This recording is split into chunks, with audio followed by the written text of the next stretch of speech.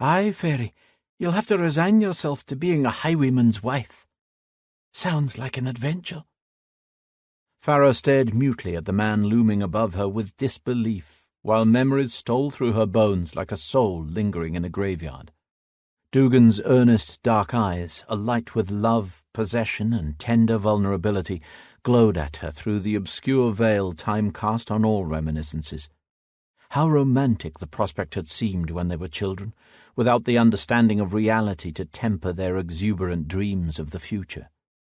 But an entirely different set of eyes glowed down at her now, these displaying arrogant calculation and the possession of a much more adult variety. A highwayman's wife, indeed. "What makes you think I'd marry the likes of you?" she declared with vehemence when she again found her voice. "That's easily the most ridiculous proposal I've ever heard." "Please," he scoffed, lip curling in distaste. "You forget I was there when Morley proposed to you. Besides, a proposal denotes a question, and I have yet to ask you one." He pushed away from the tub and turned from her, his shoulders bunched tighter than before.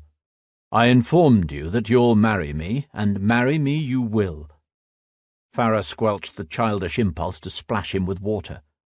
"I most certainly will not." "It is foolish to deny the inevitable," he threw over his shoulder.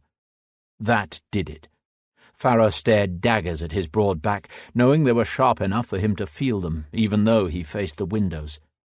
"Explain to me how becoming the wife of the Blackheart of Ben More improves my circumstances. Other than your ill-gotten money, what else have you to offer me that I could possibly want? You said yourself you have no heart, no soul, a tarnished reputation. You don't love me. You can't even stand to touch me. Why would a woman like me ever want a life with a man such as you?" "Why, indeed?" He turned to face her, and Farah's lips snapped together. She realized now just how he incited fear in the very souls of his enemies. He didn't scald with a fiery temper. He didn't intimidate with his superior size and brutal strength, though that couldn't be ignored. It was the absolute rigid placidity of his arresting features, bereft of animation, emotion, or acknowledgement, as though he considered the life in front of him as beneath his notice as that of a harmless insect.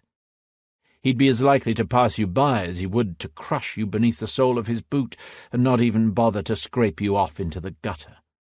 He was beyond arrogance, above condescension. He would watch a cruel child pluck your limbs off, or survey the carnage of a civilization without a crack in his smooth facade.